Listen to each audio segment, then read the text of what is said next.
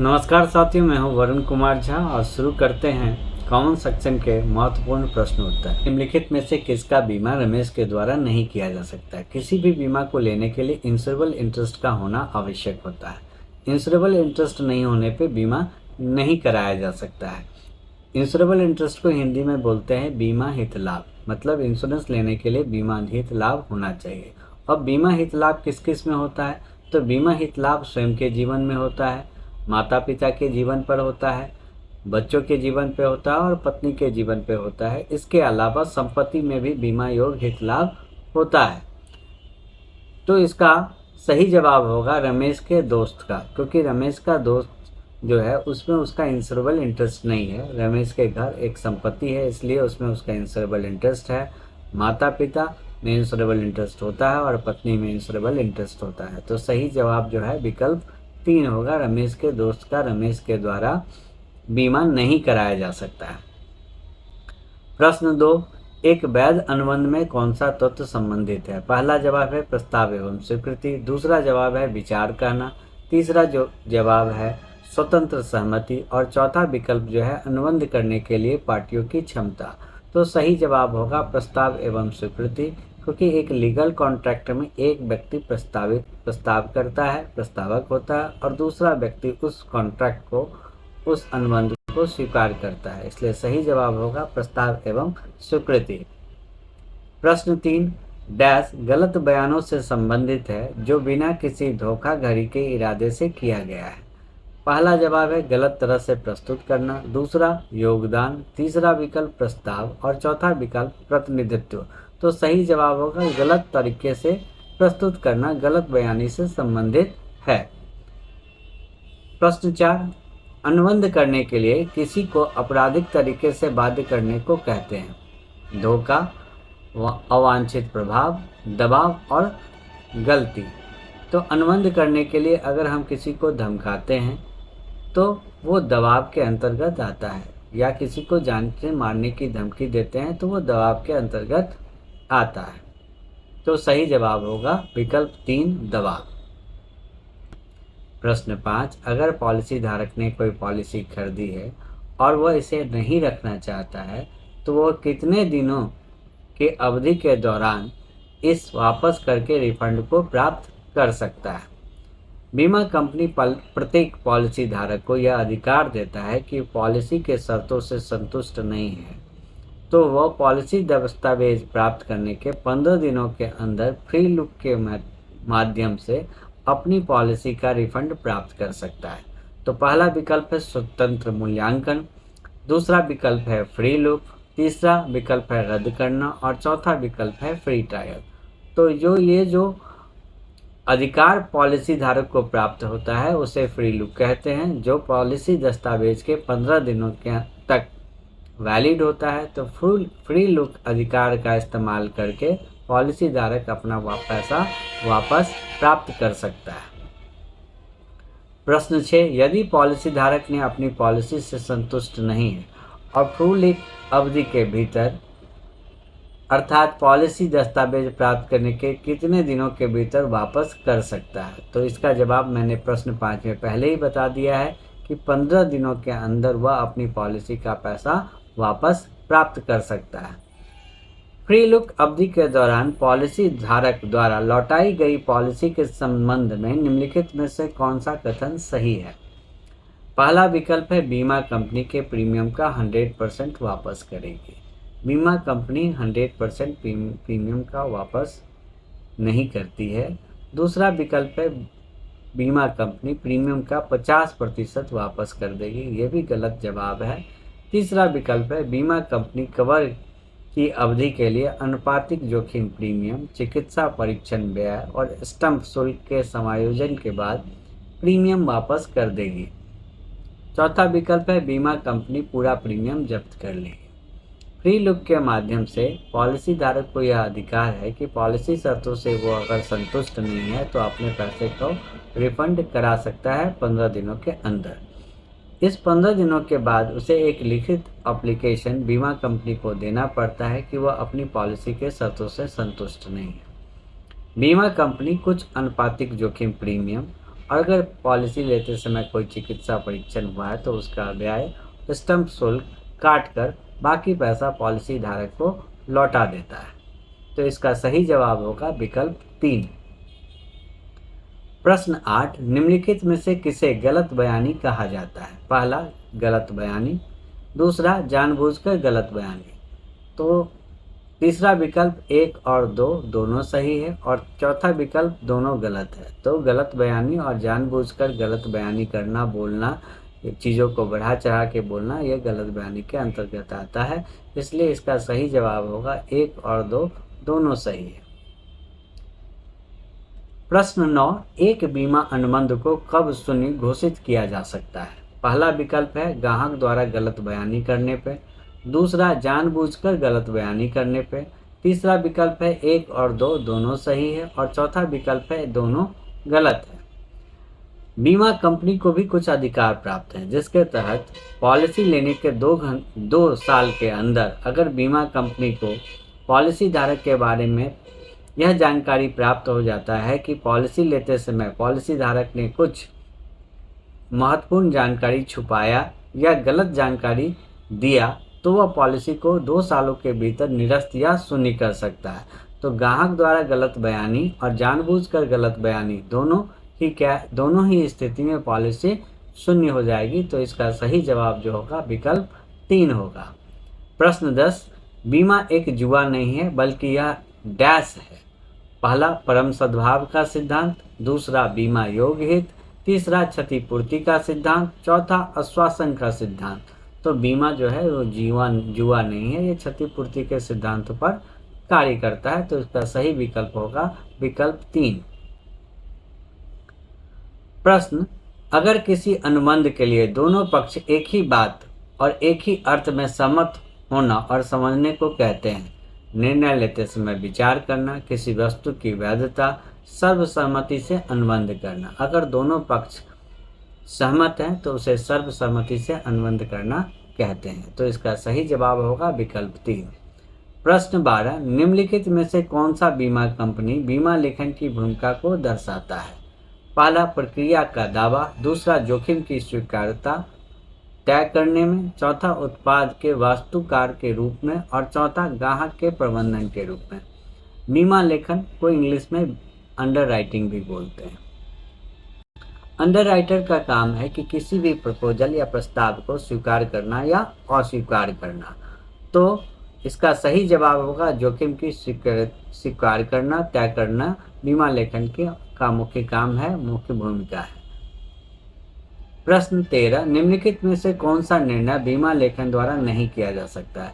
जैसा कि प्रश्न 12 में ही मैंने बताया है कि बीमा लेखक का मुख्य काम है प्रपोजल को एक्सेप्ट करना या रिजेक्ट करना। दोनों ही अधिकार बीमा राइटर को दिया गया है। तो प्रश्न 13 में है कि निम्नलिखित में से कौन सा निर्णय बीमा लेखन द्वारा नहीं किया जा सकता है?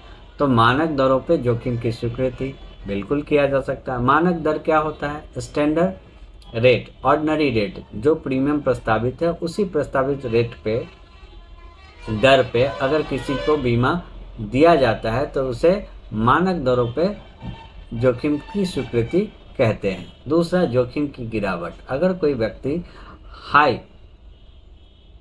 अधिक जोखिम वाला काम करता है, जैसे वो अगर ट्रेन का चालक है, ट्रक का चालक है, प्लेन का चालक है, पायलट है, इलेक्ट्रिसिटी या सेना में कार्य करता है, तो ऐसे व्यक्ति को जान का खतरा हमेशा बना रहता है। ऐसी स्थिति में बीमा अंडरराइटर जो है, बीमा लेखक जो है, उसको यह अधिकार है कि उसके जोखिम को कम किया जा सकता है। मतलब अगर वो 50 लाख की पॉलिसी है और उसकी फिनेंशियल अंडरराइटिंग उसके जोखिम को देखते हुए और उसके फिनेंशियल अंडरराइटिंग को देखते हुए उसे 30 लाख के लिए भी स्वीकृत किया जा सकता है।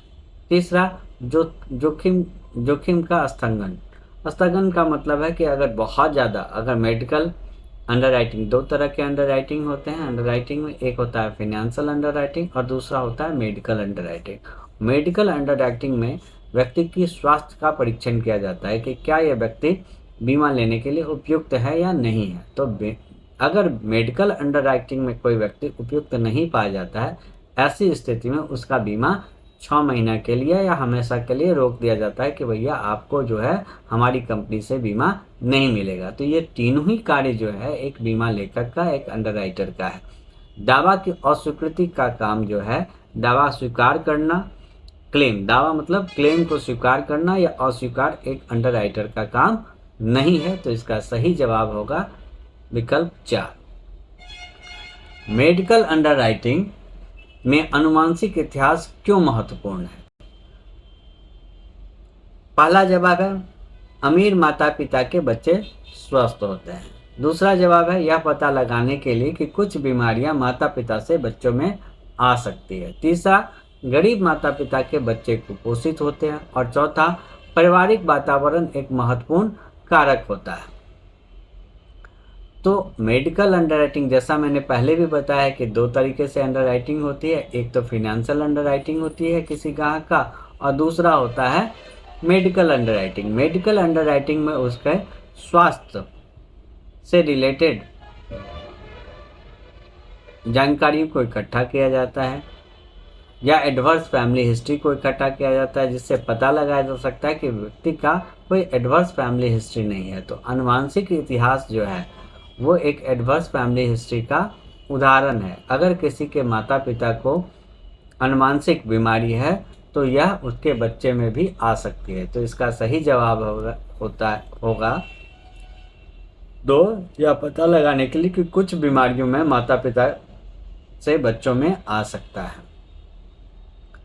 प्रश्न 15, निम्नलिखित में से कौन सी स्थिति में किसी व्यक्ति की बीमा योग्यता को नकारात्मक रूप से प्रभावित करेगी?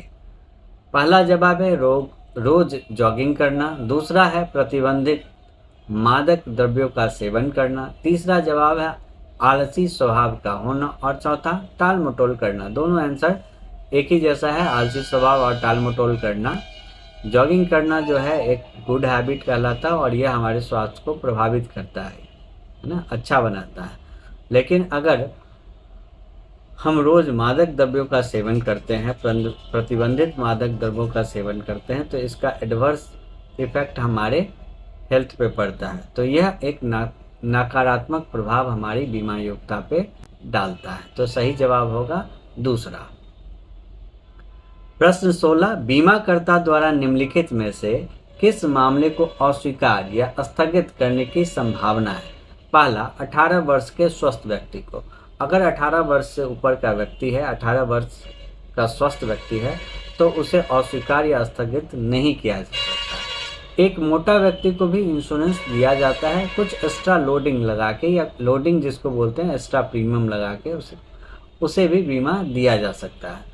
चौथा विकल्प है गृहिणी जिसकी अपनी कोई आय नहीं है। अगर गृहिणी है, हाउसवाइफ है, तो उसके हस्बैंड की कुछ ना कुछ इनकम होती है और हस्बैंड इनकम के आधार पे, हस्बैंड इंश्योरेंस के आधार पे उसे भी बीमा दिया जा सकता है। इवन हाउसवाइफ को हस्बैंड के इक्विवेलेंट बीमा दिया जाता है।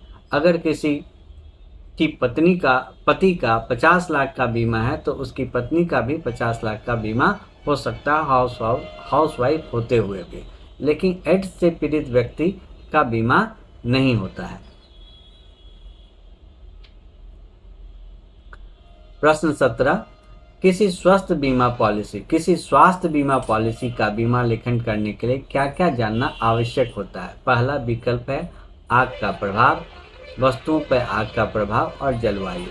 स्वास्थ्य बीमा से आग के प्रभाव का कोई लेना देना नहीं होता है। दूसरा विकल्प है बंदरगाह, सड़क की स्थिति और समुद्री समस्या। मेरे स्वास्थ्य पे समुद्री समस्या और सड़क की स्थिति से क्या लेना देना है? कोई लेना देना नहीं है।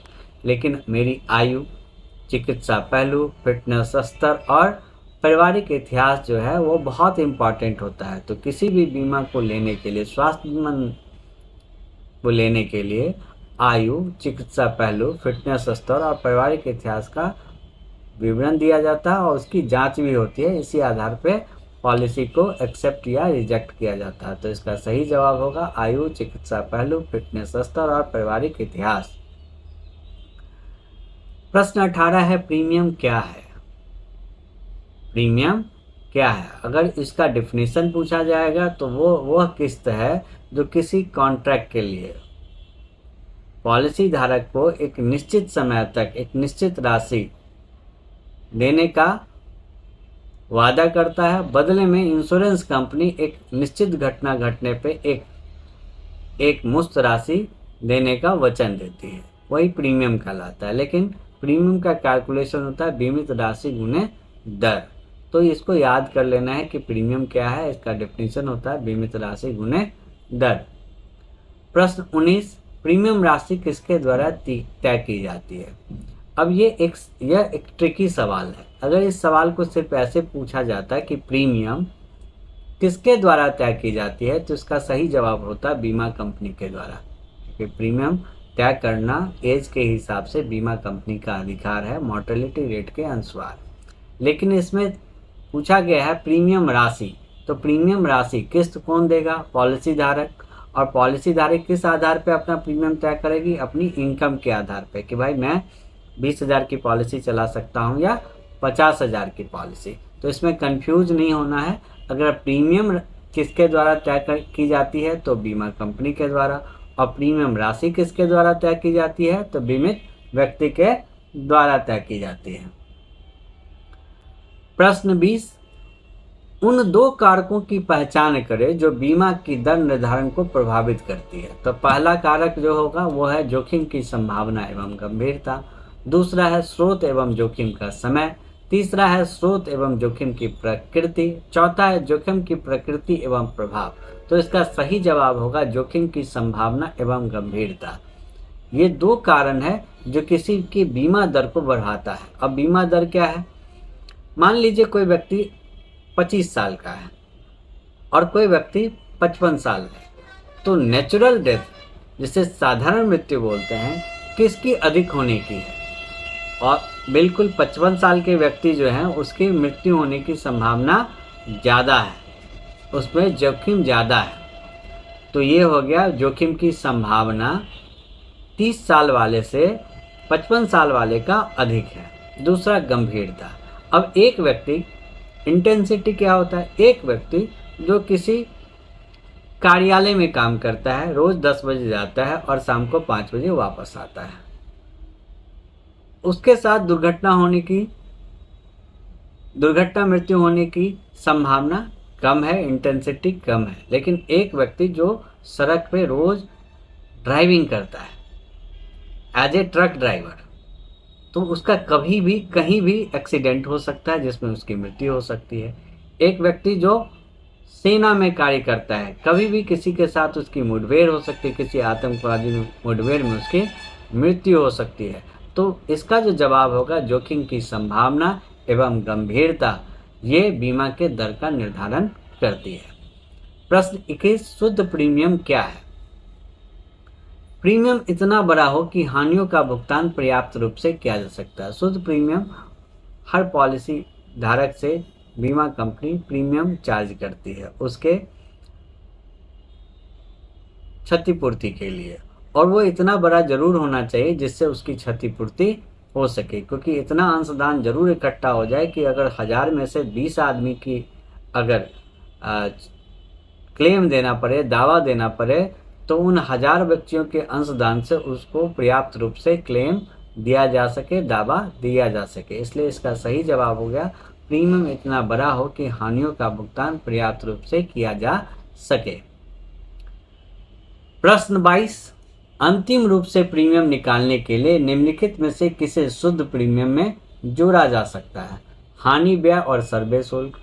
हर प्रीमियम में हानि व्यय और सर्वे शुल्क को जोड़ा जाता है। Agency commission. बीमा करने के लिए कोई ना कोई एजेंट की आवश्यकता पड़ती है जिससे कंपनी कमीशन देती है। तीसरा लाभ का अंतर। तो ये तीनों विकल्प जो हैं किसी भी शुद्ध प्रीमियम में जुड़ा हुआ होता है, किसी भी शुद्ध प्रीमियम का एक हिस्सा होता है। हानि व्यय, सर्वे शुल्क, एजेंसी कमीशन और लाभ का अंतर। तो इसका सही जवाब होगा उपयुक्त सभी। प्रश्न 23, किस तरह के प्रीमियम पर छूट दिया जा सकता है। जोखिम की सकारात्मक विशेषताएं। अगर गुड लाइफ है और जोखिम की संभावना कम है, तो ऐसी स्थिति में बीमा कंपनी जो है वो क्या देता है, छूट देता है। जैसे मोटर व्हीकल्स में अगर नो क्लेम बेनिफिट के रूप में दिया जाता है, और जीवन बीमा में higher sum assured and standard life के रूप में क्या दिया जाता है, छूट दी जाती है बीमा में। लोडिंग प्रीमियम क्या है? प्रश्न 24, लोडिंग प्रीमियम कब लागू किया जाता है? तो जोखिम की सकारात्मक विशेषता पे तो छूट दी जाती है, लेकिन अगर जोखिम की नकारात्मक विशेषता हो तो क्या होगा, एक व्यक्ति ने गाड़ी लिया, पहले साल क्लेम किया, दूसरे साल क्लेम किया और तीसरे साल इंश्योरेंस लेने जा रहा है, तो उसे कोई नो क्लेम बेनिफिट नहीं मिलता है। हो सकता है कुछ एक्स्ट्रा चार्ज लगाया जा सके। ऐसा व्यक्ति जिसका स्वास्थ्य प्रतिकूल है और वो जीवन बीमा लेना चाहता है, उसका हाइट वेट रेशियो सही नहीं है, वो मोटा है या किसी बीमारी से ग्रसित है और वो पॉलिसी लेना चाहता है, तो जो एक्स्ट्रा प्रीमियम लगाया जाता है उसी को लोडिंग प्रीमियम कहते हैं। प्रश्न 25, निम्नलिखित में से किसे सुनिश्चित करने के लिए किसी आयु प्रमाण की आवश्यकता नहीं होती है? पहला जवाब होगा जोखिम प्रभावित का आकलन करने के लिए, दूसरा है प्रीमियम के भुगतान की क्षमता, तीसरा है प्रीमियम फिक्स करने के लिए, और उपयुक्त सभी। तो आयु प्रमाण की आवश्यकता प्रीमियम की भुगतान की क्षमता डिसाइड करने के लिए आवश्यक नहीं है। प्रश्न को फिर से समझते हैं। निम्नलिखित में से किसे सुनिश्चित करने के लिए आयु प्रमाण की आवश्यकता नहीं है? जोखिम प्रभाव के आकलन करने के लिए।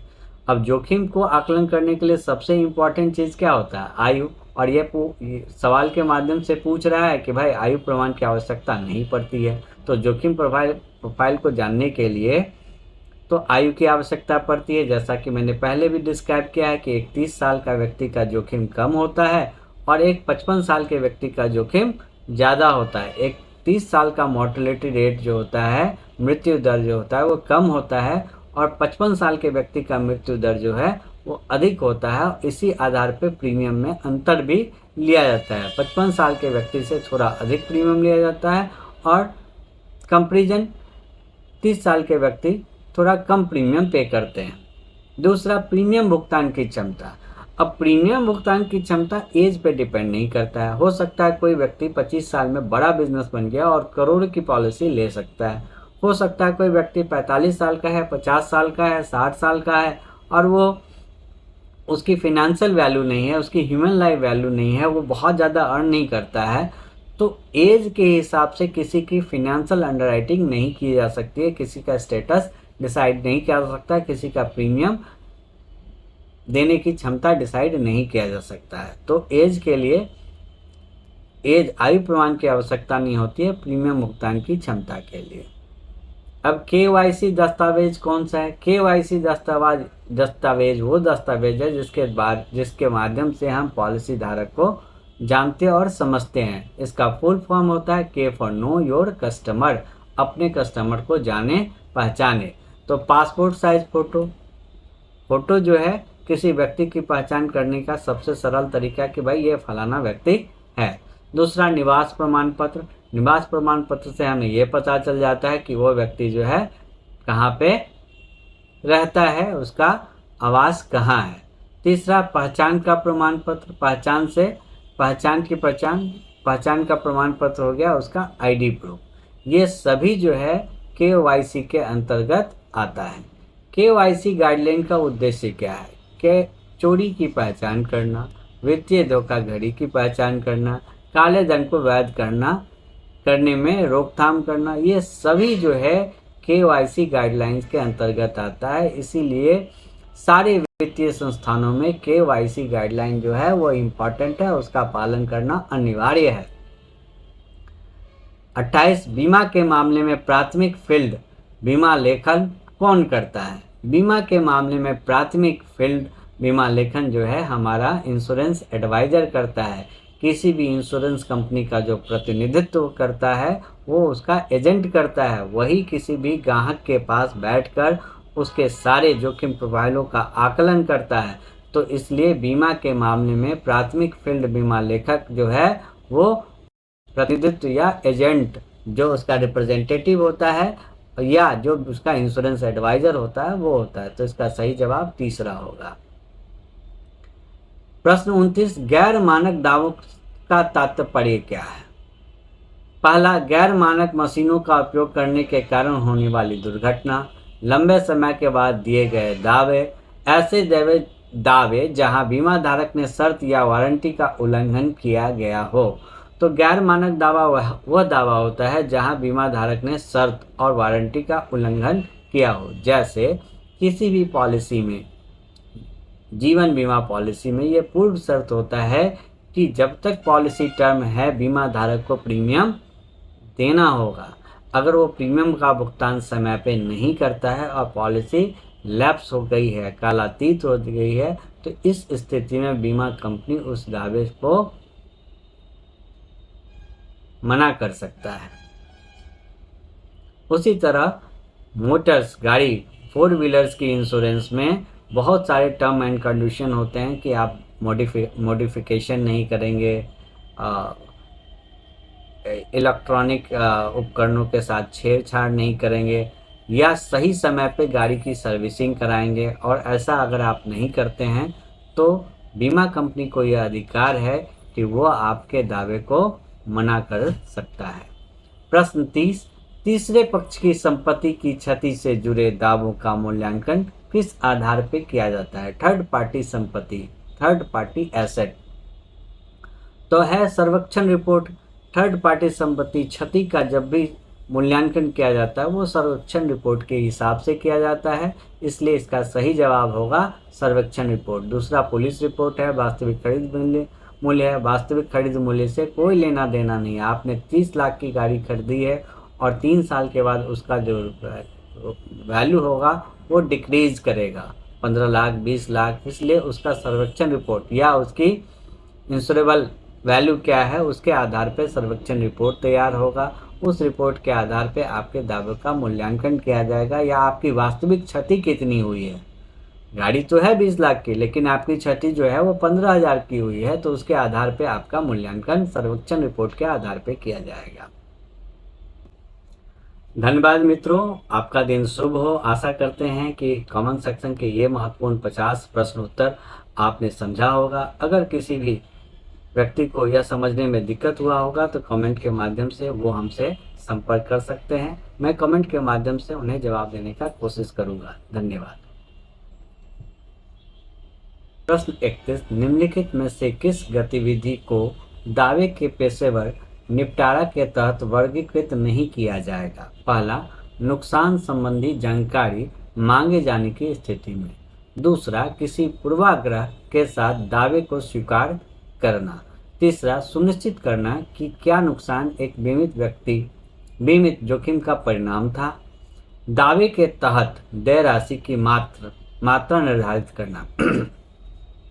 तो इसका सही जवाब होगा किसी पूर्वाग्रह की स्थिति में हम दावे को स्वीकार कर लेते हैं। ये जो है दावे का पेशेवर निपटारा नहीं है कि भाई फलाने जगह पे इस तरह की घटना का होना तय है, इस आधार पे हम दावे का निपटारा जो है एक प्रोफेशनल तरीका नहीं है। प्रश्न 32, यात्रा बीमा पॉलिसी के मामले में देश के बाहर मूल्यांकित दावों का मूल्यांकन किस तरह से किया जाता है? जैसा कि प्रश्न में लिखा है यात्रा बीमा, और यह बीमा केवल यात्रा के लिए लिया जाता है और यह बीमा मूलतः विमान यात्रा के लिए लिया जाता है। और विमान यात्रा हो सकता है एक देश से हम दूसरे देश लेते समय ये इंश्योरेंस पॉलिसी लेते हैं और दूसरे देश में लैंड करते ही प्लेन क्रैश कर गया और वहाँ पे भी व्यक्ति की मृत्यु हो गई। ऐसी स्थिति में देश के बाहर मूल्यांकन होना है और यह मूल्यांकन कौन करेगा? तो यह मूल्यांकन बीमा एजेंट के द्वारा होता है, भारतीय सर्वेक्षक के द्वारा नहीं होगा। नुकसान होने वाले देश के लोकल सर्वेक्षक द्वारा नहीं होगा, क्योंकि इंडियन है और अमेरिका में हुआ तो अमेरिका के लोकल सर्वेक्षक द्वारा नहीं होगा, न भारतीय सर्वेक्षक द्वारा होगा। बीमाकर्ता अपने कर्मचारी द्वारा भी नहीं करेगा। पॉलिसी में नामित एजेंट दावा निपटारा करते हैं, जो उसमें नामित एजेंट होते हैं उन्हीं के द्वारा इस दावे का निपटारा किया जाता है। प्रश्न 33, आग लगने कि किसी घटना के संदर्भ में दावे के लिए फायर ब्रिगेड से किसी रिपोर्ट की आवश्यकता होती है। अगर आग लगने के कारण कोई दावा आया है तो इसमें फायर ब्रिगेड की रिपोर्ट की आवश्यकता पड़ती ही पड़ती है। तो इसका सही जवाब होगा हाँ, आवश्यक होता है। आग लगने वाली घटना में फायर ब्रिगेड का रिपोर्ट होना आवश्यक है। प्रश्न 34, मध्यस्थता द्वारा किस तरह के दावों का निपटारा किया जा सकता है? पहला, अदालत में कानूनी प्रक्रिया द्वारा। दूसरा, सर्वेक्षक के एक समूह द्वारा। तीसरा, घटना में शामिल पक्षों द्वारा चुने गए मध्यस्थों द्वारा। बीमा कंपनी के कर्मचारियों के द्वारा। तो प्रश्न से ही इसका जवाब जो है वो आपको मिल जाएगा। मध्यस्थता द्वारा किस तरह के दावा? तो जो मध्यस्थता के द्वारा होगा वो घटना में शामिल पक्षों के द्वारा, जिनके जिनके बीच क्या है, विवाद है, वो, और उनके द्वारा चयनित मध्यस्थ कि भाई फलाना व्यक्ति अगर मुझे ये बोल देगा तो मैं इस बात को मान लूँगा। तो इसका सही जवाब होगा घटना में शामिल पक्ष द्वारा और चुने गए मध्यस्थों द्वारा निपटारा किया जा सकता है। प्रश्न 35, यदि कोई बीमाकर्ता तुरंत दावे का निपटारा करता है तो इसका परिणाम होगा।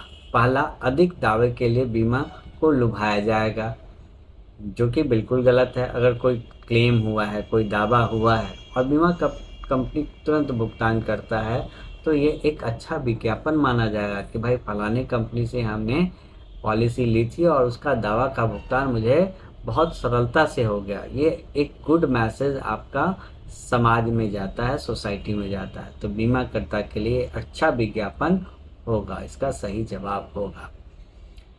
प्रश्न 36, तृतीय पक्ष का निपटारा निम्न माध्यम से किया जा सकता है। सिविल कोर्ट के माध्यम से, आंतरिक समिति के द्वारा, मोटर दुर्घटना दावा न्यायाधिकरण के लिए।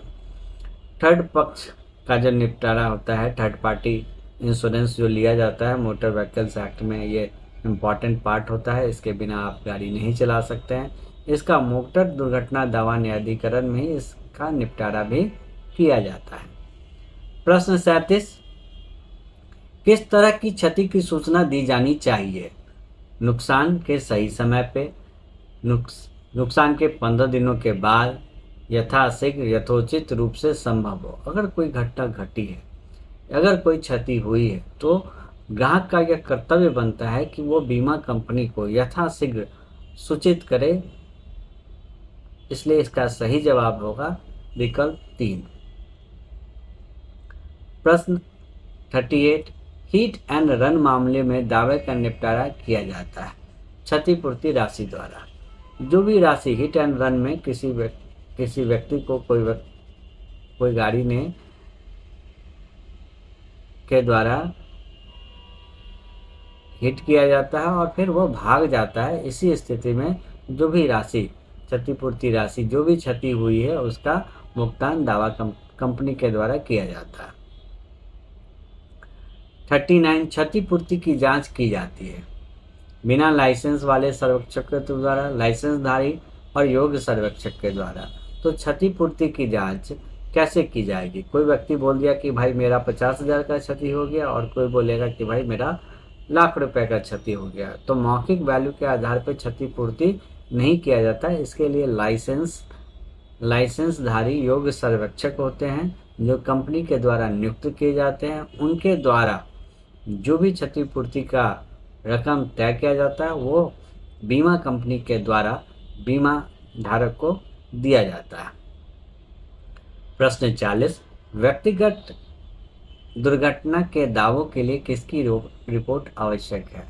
चिकित्सक। अगर दुर्घटना से मृत्यु हुई है तो उस स्थिति में चिकित्सा रिपोर्ट की आवश्यकता होती है। 41, सर्वेक्षक इसलिए नहीं होगी ना कि दुर्घटना वाले में व्यक्तिगत दुर्घटना हुई है, इंडिविजुअल व्यक्ति की दुर्घटना हुई है, तो वो ये सर्वेक्षक का काम मुख्यतः जो है जनरल इंश्योरेंस में होता है। हेल्थ इंश्योरेंस या लाइफ इंश्योरेंस में सर्वेक्षक की कोई भूमिका नहीं होती है। इसलिए इसमें चिकित्सक सही जवाब होगा। प्रश्न 41, नुकसान के भुगतान पे किसका निस्तारण होता है? नुकसान के भुगतान पर किसका निस्तारण होता है? बीमा कंपनी, कोई भी अगर नुकसान हुआ है, कोई भी दावा हुआ है, तो इस स्थिति में बीमा कंपनी ही उसका निस्तारण करती है। प्रश्न 42, स्वतंत्र सर्वेक्षक के अनुसार निम्नलिखित में से कितनी राशि से अधिक के लिए बीमा अधिनियम आवश्यकता होती है? 20,000 रुपये से अधिक की कोई भी राशि होगी उसके लिए बीमा अधिनियम लागू होता है। तो पहला जवाब है 40,000 रुपये, दूसरा जवाब है 15,000, तीसरा जवाब जो कि सही है 20,000 से अधिक की राशि पे बीमा अधिनियम लागू होता है। TAT क्या है? TAT का फुल फॉर्म होता है टर्न अराउंड टाइम। तो पहला समय है समय और अवसर, दूसरा विकल्प है समय और ताप, तीसरा समय और तीसरा टर्न अराउंड टाइम। तो TAT का फुल फॉर्म होता है टर्न अराउंड टाइम। इसका मतलब होता है निश्चित समय में कोई काम को पूरा करना। टर्न अराउंड टाइम का मतलब ही होता है निश्चित समय अवधि के अंदर किसी कार्य को पूरा करना। प्रश्न 44, इनमें से क्या आमतौर पर बीमा प्रोस्पेक्टस का हिस्सा नहीं होता है? अम्बुड्समैन और लोकपाल, दूसरा लाभ के दायरे की तारीख, तीसरा है अनाधिकार, चौथा है अपवाद। तो बीमा प्रोस्पेक्टस का हिस्सा जो होता है वो लोकपाल नहीं होता है। तो इसका सही जवाब होगा अम्बुड्समैन, लोकपाल। प्रश्न 45, इसमें कौन सा विकल्प प्रस्ताव फॉर्म के संबंध में प्रासंगिक नहीं है? परम सद्भाव, दावे की महत्वपूर्ण नीति, महत्वपूर्ण तथ्यों का खुलासा करने का दायित्व, उपलब्ध कराई गई जानकारी की गोपनीयता।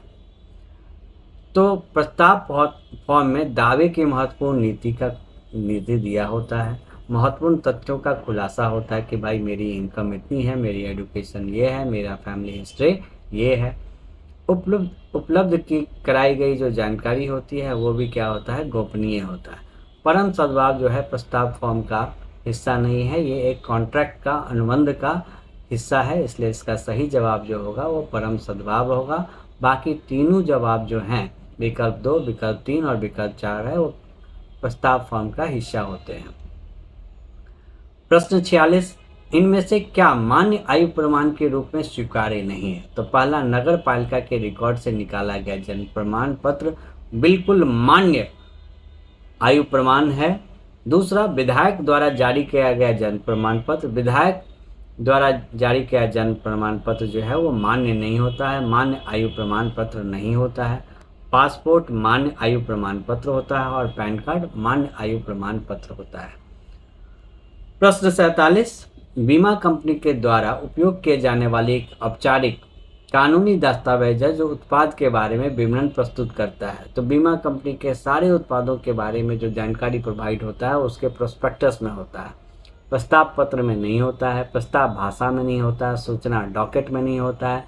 तो इसका सही जवाब जो होगा वो क्या होगा? प्रोस्पेक्टस होगा। प्रश्न 48, प्रस्ताव बनाने के लिए सामान्यतः प्रयुक्त किए जाने वाले दस्तावेज को क्या कहा जाता है? तो प्रस्ताव बनाने के लिए जो प्रयुक्त किया जाता है उसे बोलते हैं प्रस्ताव पत्र, प्रपोजल फॉर्म। अब इंश्योरेंस में आवेदन फॉर्म नहीं होता है, इंश्योरेंस में होता है प्रपोजल फॉर्म। पार्टी प्रपोज करता है कि भाई कंपनी को, भैया मुझे इंश्योरेंस चाहिए, इसलिए उसे प्रपोजल फॉर्म या प्रस्ताव पत्र बोलते हैं जो IRDA द्वारा अधिकृत होता है। प्रश्न 49, इनमें से कौन सा मानक आयु प्रमाण पत्र नहीं है? मानक आयु प्रमाण पत्र पहला है पैन कार्ड, पैन कार्ड एक मानक आयु प्रमाण पत्र है। पासपोर्ट भी एक मानक आयु प्रमाण पत्र है। विद्यालय के द्वारा जो प्रमाण पत्र दिया जाता है वो भी मानक माना जाता है, वैलिड माना जाता है। राशन कार्ड एक वैलिड मानक आयु प्रमाण, स्टैंडर्ड आयु प्रमाण पत्र नहीं होता है। प्रश्न, मनी लॉन्ड्रिंग का शब्द क्या होता है? मनी लॉन्ड्रिंग क्या होता है? अवैध तरीके से कमाया हुआ पैसा अर्थव्यवस्था में लाना मनी लॉन्ड्रिंग कहलाता है। तो पहला, धन की उत्पत्ति छिपाने की प्रक्रिया। तो भैया अवैध तरीका से कमाएंगे तभी तो आप छुपाएंगे ना, तो ये भी इसका अर्थ है। अवैध धन को कानूनी रूप से मान्य बनाना, ये भी इसका पार्ट है मनी लॉन्ड्रिंग का। तीसरा, अर्थव्यवस्था में अवैध धन लाना, अगर किसी तरीके से किसी प्रभाव को इस्तेमाल करके किसी जान पहचान या गलत तरीके से अगर आप उसको अर्थव्यवस्था में लाते हैं तो ये भी जो है मनी लॉन्ड्रिंग कहलाता है। इसलिए इसका सही जवाब होगा उपयुक्त सभी।